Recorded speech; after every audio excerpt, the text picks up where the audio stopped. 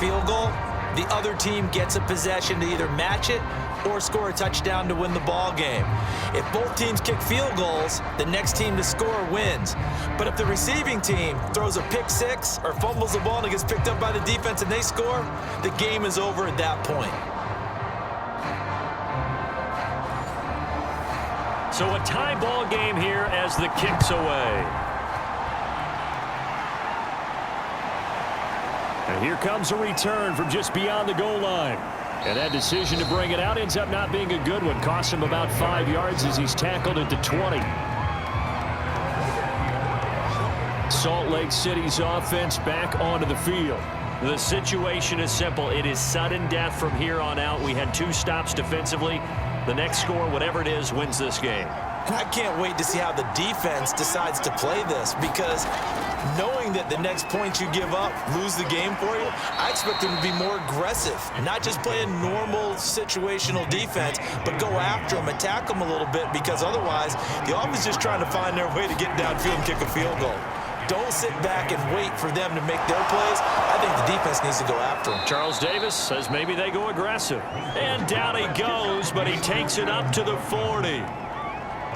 Catch number 100 for his career right there, and it's good enough to keep the chains moving.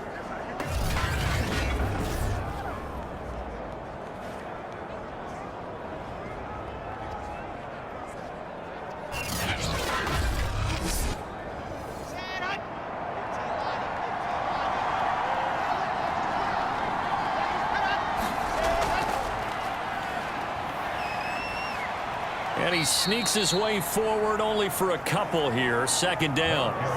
2nd and 8. Now Wilson. Can't get away, and he's taken down. Whitney merciless. Able to disrupt yet another pass play. That is his 3rd sack of the afternoon. Well, here's where having mobility sometimes can work against you as a quarterback. He thinks he can retreat and outrun the pressure. But that time, they zeroed in on him and took him down for a big loss, partner. A really big loss. And some secondary help here for the defense in the nickel on 3rd and long. There's Wilson. That one complete to Tebow. Just a 5-yard pickup, and it leads to 4th down.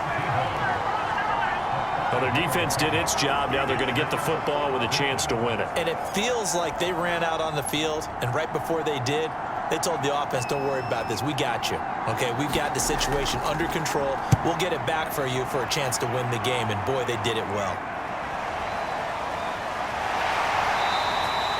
43 yards on the punt, 7-yard return, and possession will switch hands. 1st and 10. The offense takes the field, and we turn our attention to Saquon Barkley. And we have seen a decline in the numbers. Where does the fault lie? Just him? Maybe the guys up front? Combination? Well, as you and I both know, it's almost always a collective deal. But in this case, I think maybe the offensive line got a little overconfident. They had blocked so well in the first half, picked up on what the defense was doing. And he can't get rid of it. He's taken down. Like a freight train off the edge, Calais Campbell with a sack.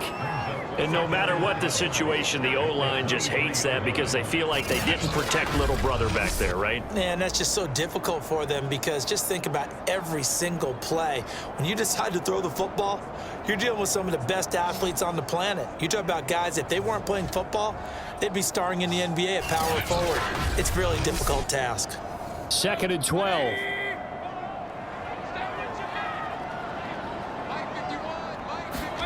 What can Mayfield do here in the OT? Rolling to his left. And Mayfield will have a 1st down as he's able to slide to avoid the contact there at the end of the play. Looks to me, partner, like he's learned a little bit, because earlier in the game, I think he was trying to force a lot of throws into some windows that just weren't open. Yeah, the interceptions had plagued him, especially a 2nd interception, really a bad throw. So maybe a better decision there. Yeah, no doubt about it. I think he learned from earlier in the game, and he's applying it now.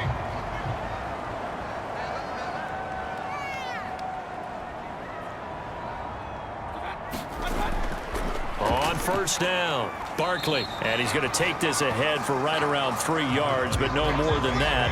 2nd down. The last run got 3. Now here's 2nd and 7. Now Mayfield. And that is going to be incomplete as he led him a bit too much. They head to the line facing a 3rd and 7 following the incompletion on 2nd down. Mayfield. And this is caught. It's pulled in by Gronkowski.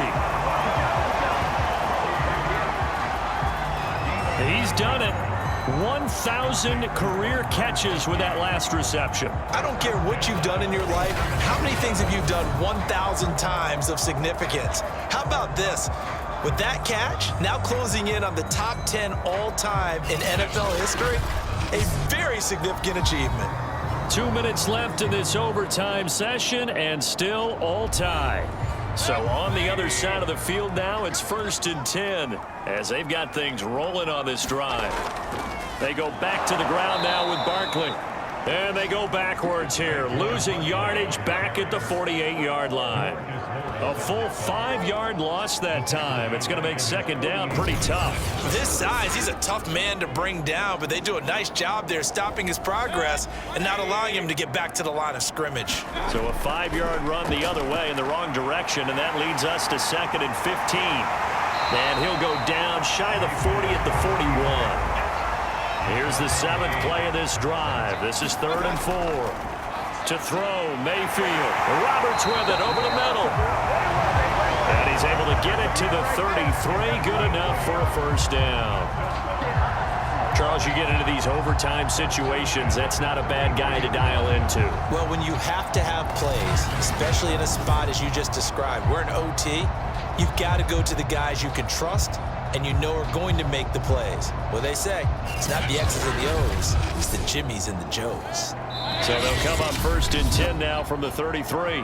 Now, rather than risk anything, Mayfield here, he's going to call a timeout. They'll be down to just 1 remaining as we step aside here in overtime. They'll run on 1st down. Barkley down to the 30 after a gain of 3. Give credit to the defense for stringing that play out, and they gave up no cutback angle. You know he was trying to dart through. No place for him to go. A nice job there, only giving up a 3-yard gain. 2nd down, here's Barkley again. And that play is blown up, losing yardage back at the 35.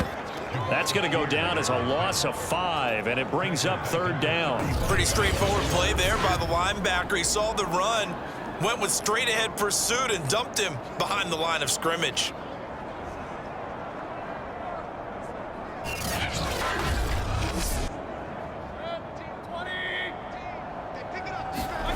On 3rd down, Mayfield. That's complete to Gallman. And they'll be inside the 35 now at the 34-yard line. They'll get only a yard out of that, and it'll bring up 4th down. So that's it. No double overtime until the playoffs rolled around, so that means this one ends in a tie. Yeah, that's ultimately unsatisfying for both teams, the fan bases. Heck, for us. We came here to see a winner, right? We did. Winner and a loser. We didn't get it. We end up with a tie. Everyone walks away. A little bit cranky on this one. Meh. Yeah, MEH, man.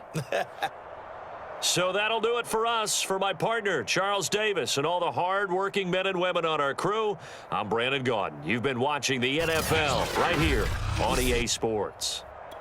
So long, everybody.